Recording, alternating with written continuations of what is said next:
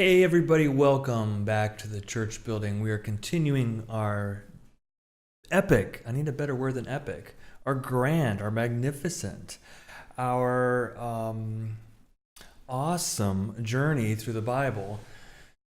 We're still in Deuteronomy, but I think we're approaching the latter half of the book. And of course, if you're new, my goal is to read cover to cover, the Bible cover to cover, Genesis through Revelation, 100% completion. It's never been done before by me. We're going to start with a very odd opening verse. You've probably read it already because it's on the screen. But let's have a laugh. Let's have a giggle. We'll do a little research and then we'll get back to it. Chapter 23. Oh, you might want to hide the kids for this verse.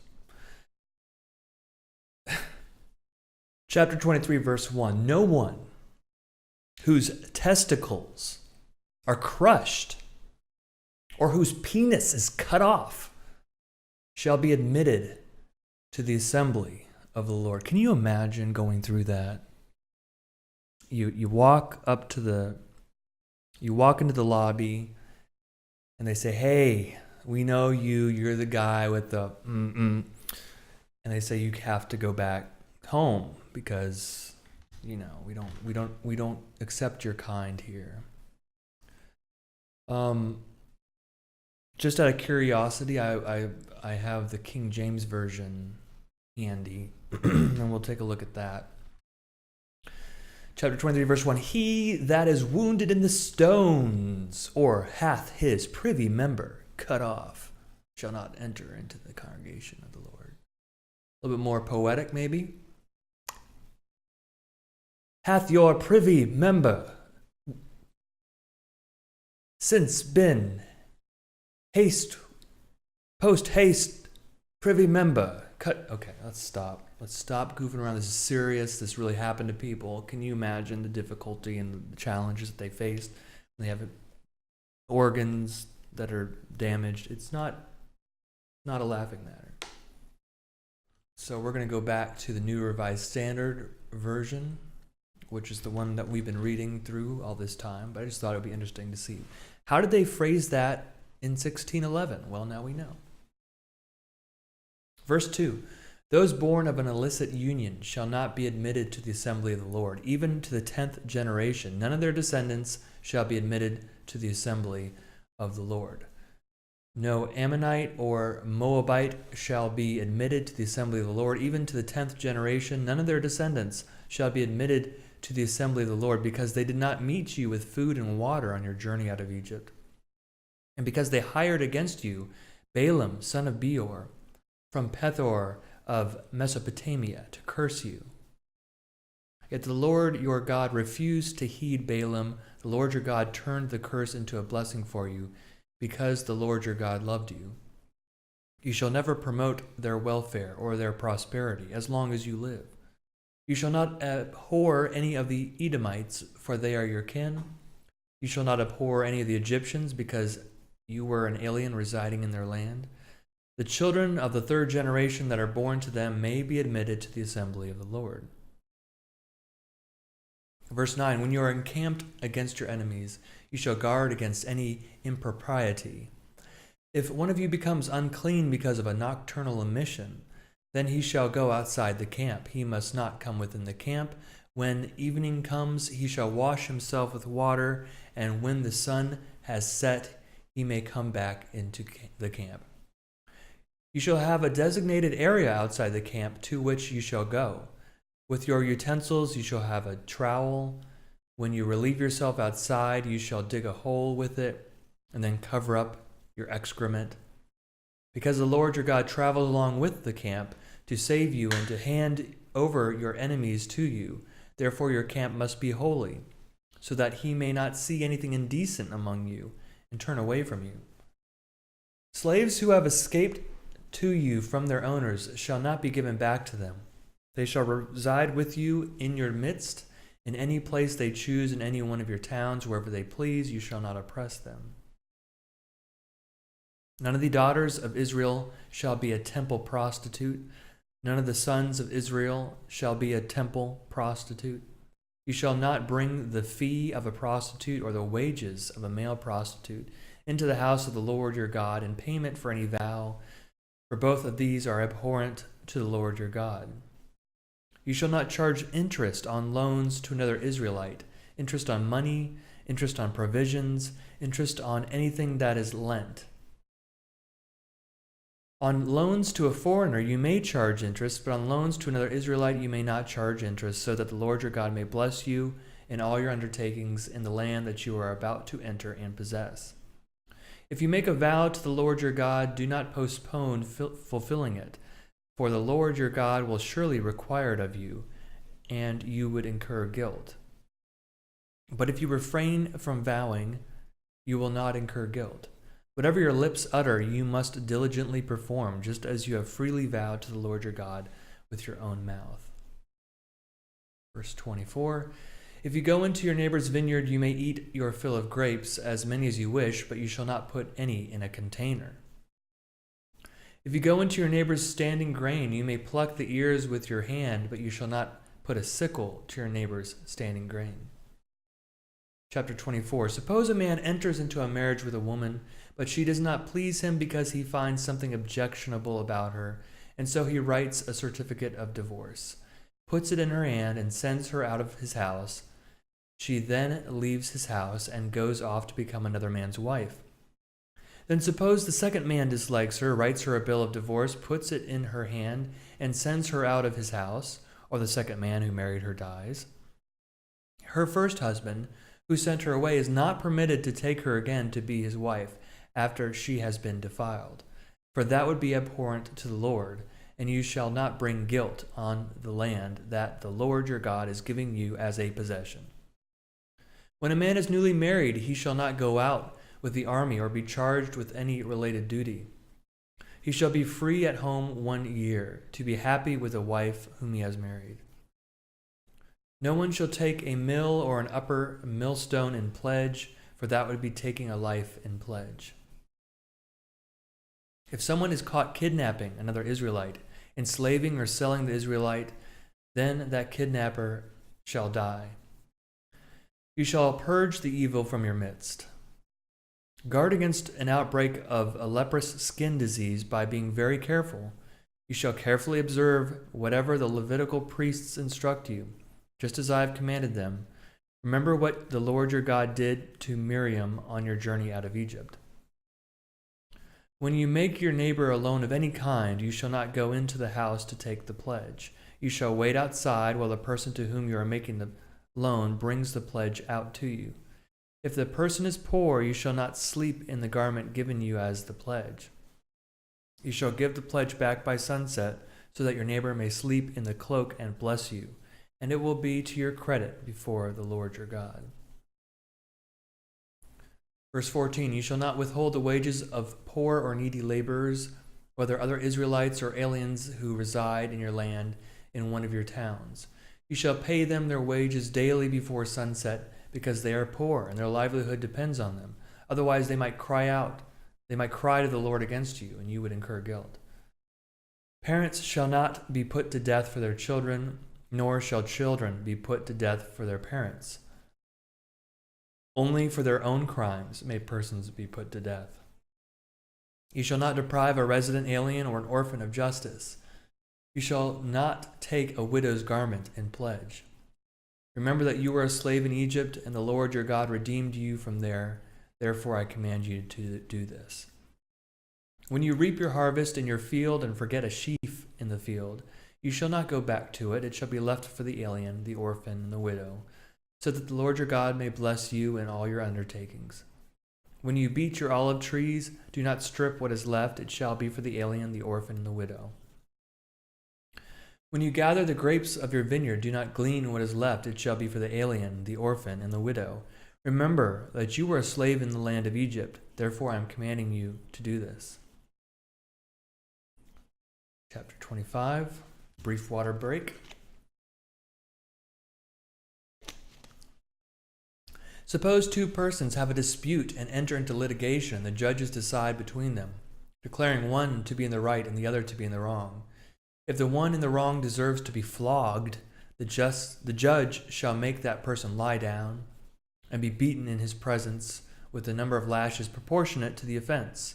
40 lashes may be given, but not more. If more lashes than these are given, your neighbor will be degraded in your sight. You shall not muzzle an ox while it is treading out the grain.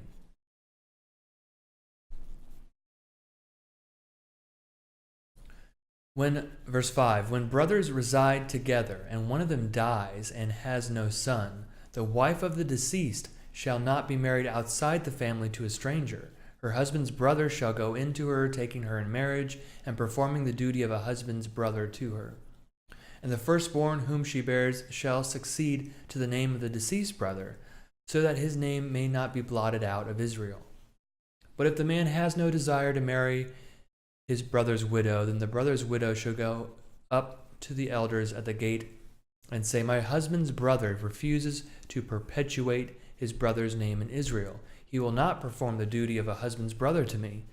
Then the elders of his town shall summon him and speak to him. If he persists, saying, I have no desire to marry her, then his brother's wife shall go up to him in the presence of the elders, pull his sandal off his foot, spit in his face, and declare, this is what is done to the man who does not build up his brother's house.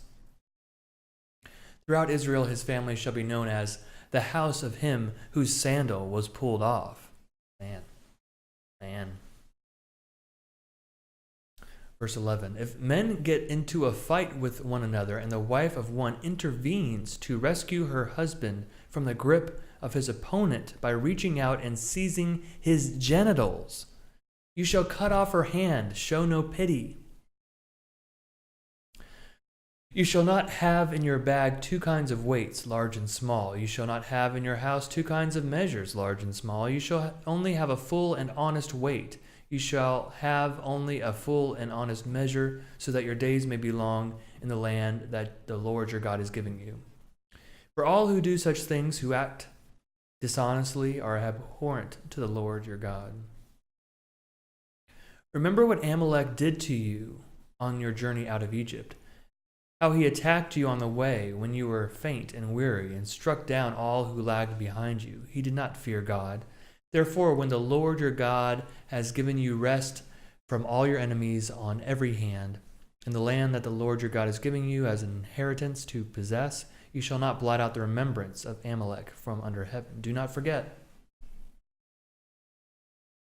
Chapter 26. When you have come into the land that the Lord your God is giving you as an inheritance to possess, and you possess it and settle in it, you shall take some of the first of all the fruit of the ground which you harvest from the land that the Lord your God is giving you, and you shall put it in a basket, and go to the place that the Lord your God will choose as a dwelling for his name. You shall go to the priest who is in office at the time, and say to him, today I declare to the Lord your God, that I have come into the land that the Lord swore to our ancestors to give us. When the priest takes the basket from your hand and sets it down before the altar of the Lord your God, you shall make this response before the Lord your God. A wandering Aramean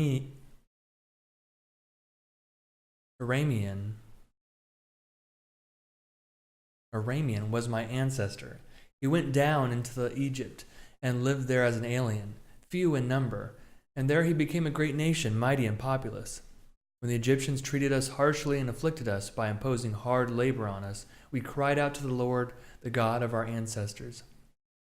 The Lord heard our voice, and saw our affliction, our toil, and our oppression. The Lord brought us out of Egypt with a mighty hand and an outstretched arm, with a terrifying display of power, and with signs and wonders, and he brought us into this place and gave us this land, a land flowing with milk and honey. So now I bring the first of the fruit of the ground that you, O Lord, have given me. You shall set it down before the Lord your God, and bow down before the Lord your God. Then you, together with the Levites and the aliens who reside among you, shall celebrate with all the bounty that the Lord your God has given to you and to your house. Verse 12. When you have finished paying all the tithe of your produce in the 3rd year, which is the year of the tithe, giving it to the Levites, the aliens, the orphans, and the widows, so that they may eat their fill within your towns. Then you shall say before the Lord your God, I have removed the sacred portion from the house, and I have given it to the Levites, the resident aliens, the orphans, and the widows, in accordance with your entire commandment that you have commanded me. I have neither transgressed nor forgotten any of your commandments. I have not eaten while it was morning. I have not removed any of it while I was unclean, and I have not offered any of it to the dead. I have obeyed the Lord my God, doing just as you commanded me. Look down from your holy habitation, from heaven, and bless your people, Israel, and the ground that you have given us, as you swore to our ancestors, a land flowing with milk and honey. Verse 16, this is the very day that the Lord your God is commanding you to observe these statutes and ordinances. So observe them diligently with all your heart and with all your soul.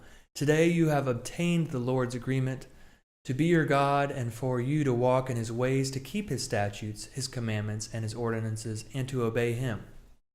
Today the Lord has obtained your agreement to be his treasured people, as he promised you, and to keep his commandments, for him to set you high above all nations that he has made, in praise and in fame and in honor, and for you to be a people holy to the Lord your God, as he promised. Chapter 27. Then Moses and the elders of Israel charged all the people as follows: keep the entire commandment that I am commanding you today. On the day that you cross over the Jordan into the land that the Lord your God is giving you, you shall set up large stones and cover them with plaster. You shall write on them all the words of this law when you have crossed over, to enter the land that the Lord your God is giving you, a land flowing with milk and honey, as the Lord, the God of your ancestors, promised you. So when you have crossed over the Jordan, you shall set up these stones about which I am commanding you today on Mount Ebal, and you shall cover them with plaster. And you shall build an altar there to the Lord your God, an altar of stones on which you have not used an iron tool. You must build the altar of the Lord your God of unhewn stones, then offer up burnt offerings on it to the Lord your God. Make sacrifices of well-being, and eat them there, rejoicing before the Lord your God. You shall write on the stones all the words of this law very clearly. Then Moses and the Levitical priests spoke to all Israel, saying, keep silence and hear, O Israel. This very day you have become the people of the Lord your God. Therefore obey the Lord your God, observing his commandments and his statutes that I am commanding you today. Verse 11. The same day Moses charged the people as follows: when you have crossed over the Jordan, these shall stand on Mount Gerizim for the blessing of the people: Simeon, Levi, Judah, Issachar, Joseph, and Benjamin. And these shall stand on Mount Ebal for the curse: Reuben, Gad, Asher, Zebulun, Dan, and Naphtali. Then the Levites shall declare in a loud voice to all the Israelites, cursed be anyone who makes an idol or casts an image, anything abhorrent to the Lord, the work of an artisan, and sets it up in secret. All the people shall respond, saying, Amen. Cursed be anyone who dishonors father or mother. All the people shall say, Amen. Cursed be anyone who moves a neighbor's boundary marker. All the people shall say, Amen. Cursed be anyone who misleads a blind person on the road. All the people shall say, Amen. Cursed be anyone who deprives the alien, the orphan, and the widow of justice. All the people shall say, Amen.